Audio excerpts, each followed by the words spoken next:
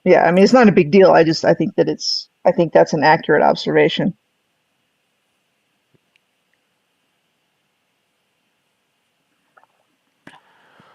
Well, this was a great conversation. That was fun. We'll have to. I I enjoyed it. Got a lot anticipate out of like it. further delving into these Yeah, realms. I'm So, always ready to delve. I love to delve. I could delve for hours, and I do. In fact, I might even do a stream tomorrow. I normally take Sundays off, but I've really been enjoying this lately. well, tomorrow I have to go, and we're doing this.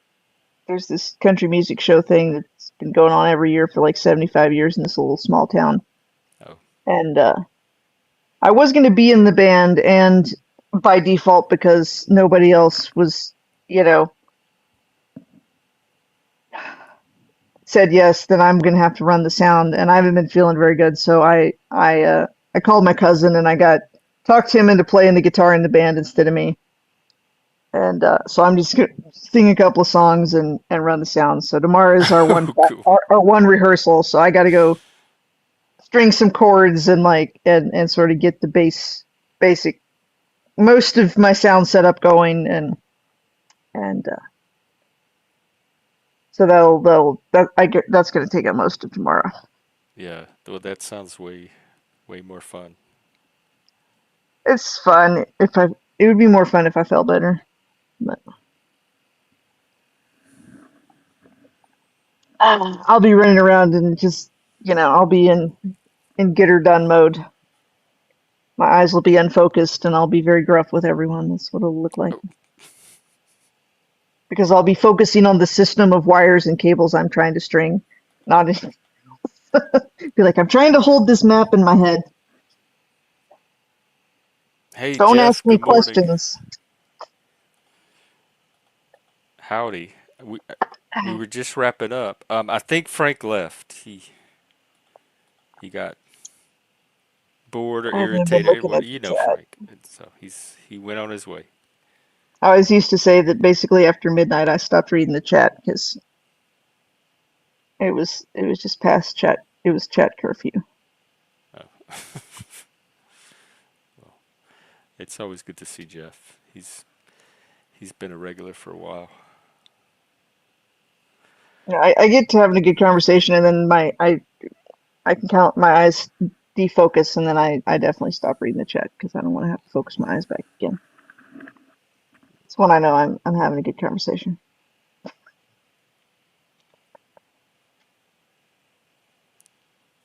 Well, we'll have more of them. All right, well I'll get out of here, I guess. And enjoy your hoot nanny. I hope it goes well, and I hope it goes smoothly. It will go. I will have fun playing with the band and singing my songs, and I will roll my eyes at some of the little like they always get these little girls from town and they're like, "Oh, we're gonna train them up and they're gonna be good." I'm like, "Whatever." Like, you know, the half of them don't know how to hold a microphone. Like, I guarantee that I like just because you have to, it's like whether it insults anybody, it's like you go over, like this is how a microphone works. If you put the microphone like this, it won't work. I can't turn you up loud enough to hear you. It's like it's you must point it at your mouth, like at your face, and not like from 2 feet away. Because people don't get that. It's like this is if you do not have good microphone etiquette, it's like I if your mom can't hear you're singing in the crowd, like that's not my fault because I am, I'm a wizard, but I'm not a magician. So, but I yeah, it's thought always fun. wizards were magicians. I mean, it was Oh, turn phrase that I decided to use in that instant because it I felt like won't it overly conveyed what I wanted deconstruct to. it. It was intentionally not exactly precise, and you know, It got the so vibe across. yeah, it was intended to communicate a shape, not a legal, you know. concept. But yeah, it'll be funny.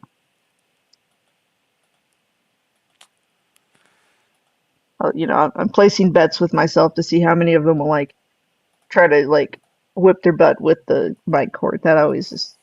There's always a Oh, like reasonable to turn on chance the of that. guys. I don't know why they do it. They just because most of them won't play instruments, right? So they've got to do something with their hands, and so it's like they'll grab the microphone in one hand and mic cord in the other. And I have seen them, and they'll like whip it, and they'll like they'll. I don't even know if they know they're doing it, but they just like I think it's funny. I'm just like, yep, just do that, suit yourself. Well, And let then us also know it how it irritates me goes. because it's bad I for the would say cables. stream it, but you probably won't be able to do that. But let us know how Uh, it goes. Maybe if you can might be able clip to. a few, like if they're whipping their butt, clip a few. Yeah, that would be funny. Once again, like I said, observing the humans in their behaviors.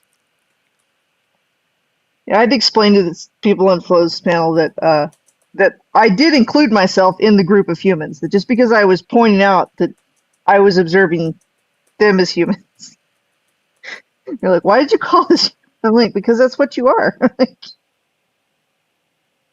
Perfectly accurately. I'm like, I'm not excluding myself from that group. It The is funny Martian sometimes anthropologist. with the normies, just I mean, I forget. I'm think like, it's oh yeah, natural for humans to study other humans, observe other humans. It's what, like, I can't imagine not doing that. I know. I think what it is that I think what really shock is sort of like they find odd or out of place is when you admit to like you just casually point out that that's what you're doing.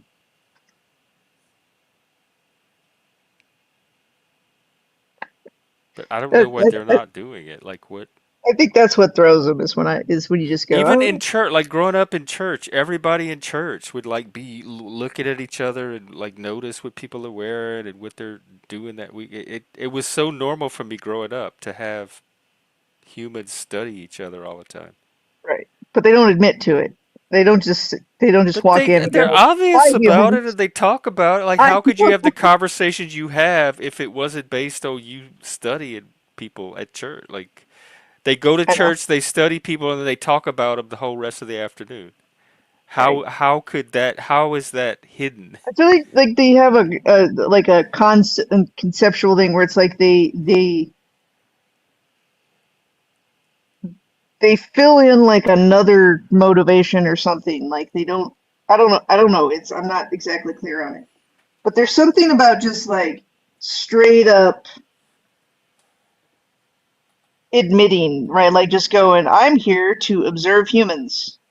Like I always did that on like I used to my old one of the old groups I was around. I would pop online and be like, hello, my humans in a box. Oh, Like I'm here to observe the humans in a box. and and that was some it's like I developed relationships and stuff with them and like they keep but at the same time like that was my intention. That was sort of my basic reason for being there in a certain well, the sense. whole panelverse, like Yeah, and YouTube I mean like is humans showing up to study other humans. that's still my basic motivation for showing up on the panel in on YouTube. It's like I'm like, all right, hello humans, I'm here to observe you. Like that's.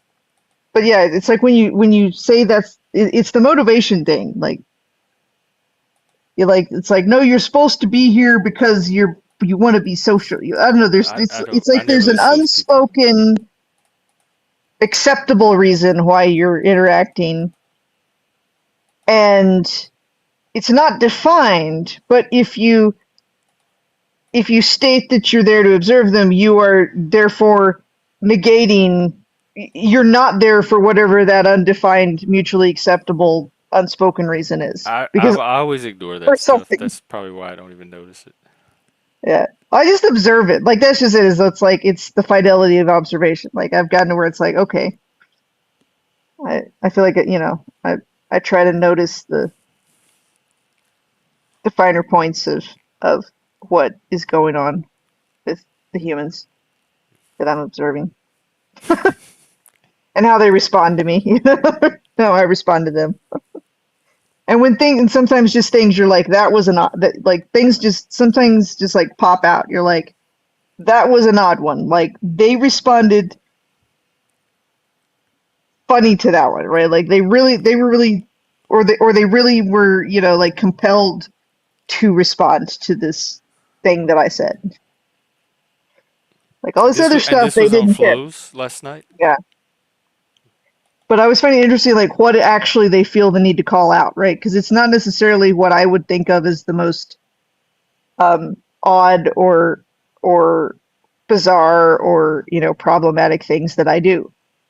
Because I'm not, yeah, I'm certainly can be, I'm not, someone who stays under the water and doesn't make waves. So it's like I'm definitely, but it's like I do find it interesting because it's not always the things I would expect, right? Like the things that sometimes I know that I'm doing that are kind of, pokey and might get, you know, cause some prompt some reaction and response are not always the things that actually do. Sometimes it's the things I'm like, I was trying to be, I was not at all trying to like do something controversial with that particular statement or behavior, but that was the one that triggered them. I'm looking for it now, but I'm noticing he has a members only stream that he did last night too. So I'm wondering if it's that one, Yeah, I don't know. because I won't be able to see it if it is. I guess if you made it members only after it was over or something. Because there's two. There's one that's members only and one that's not. But he did them both yesterday. Man, how he did two streams? Because I see you on one of them, but I don't see the AJ guy. Well, I don't think he cut while I was there, so unless he chopped it later, that should be the one. Oh, the public. Well, what's I can search the transcript. What's one of the words that came up? Um, ADHD. ADHD would have been in there somewhere. Okay, I'll try to find it. Or you can search for like humans. That'll probably spot me. That'll get you to where I was one of the main participants in the conversation for sure.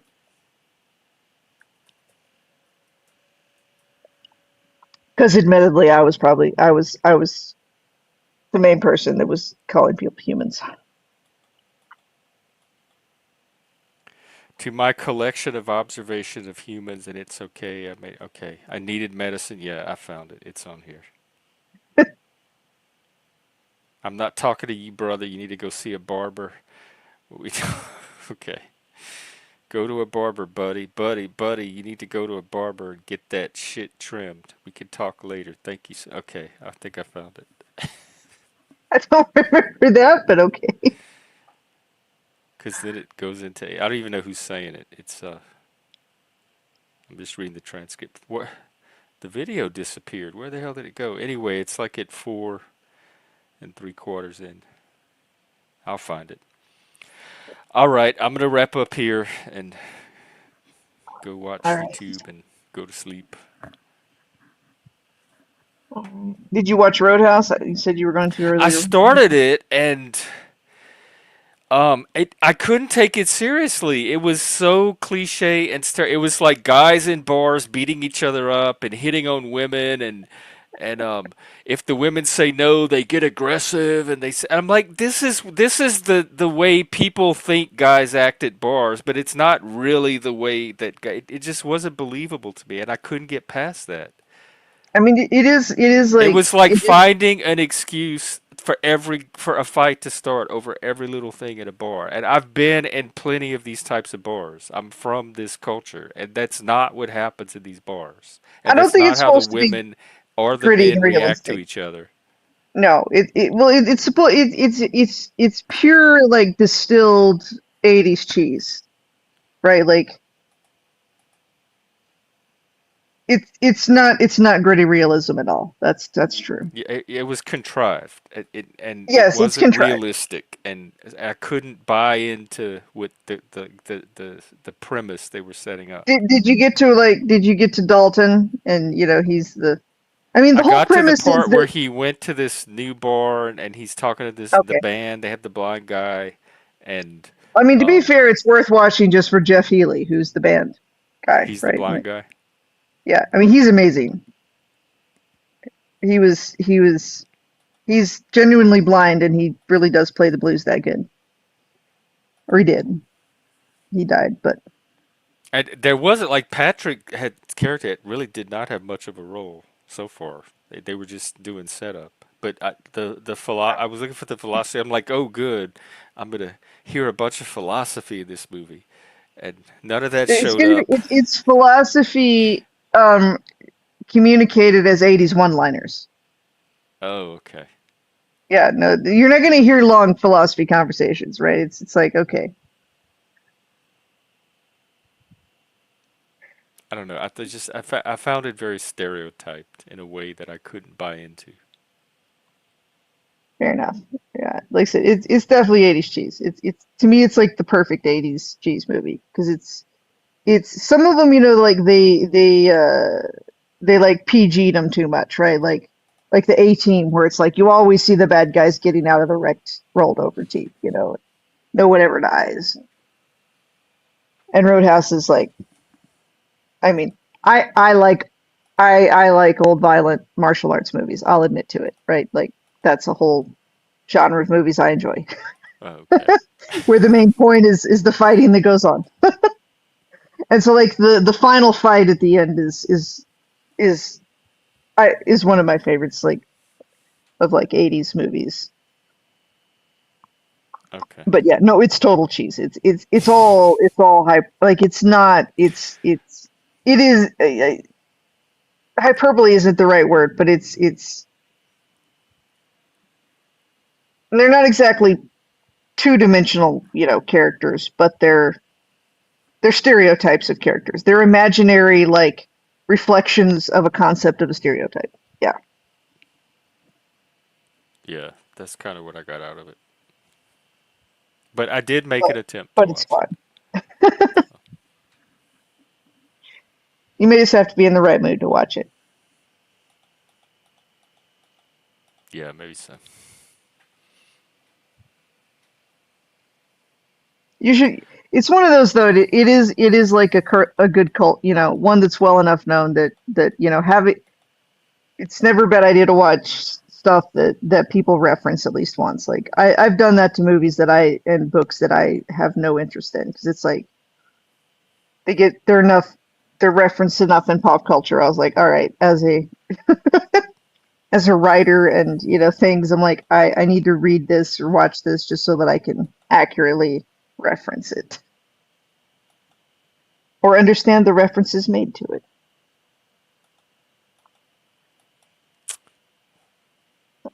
All right, I'm going to stop talking because it keeps happening Okay. again. It's funny how that works, huh? All right. I'm gonna get out of here too. Well, take All care. Have a good day tomorrow, and we'll see you again. righty. All right, later. Peace. Oh, she put up an effigy.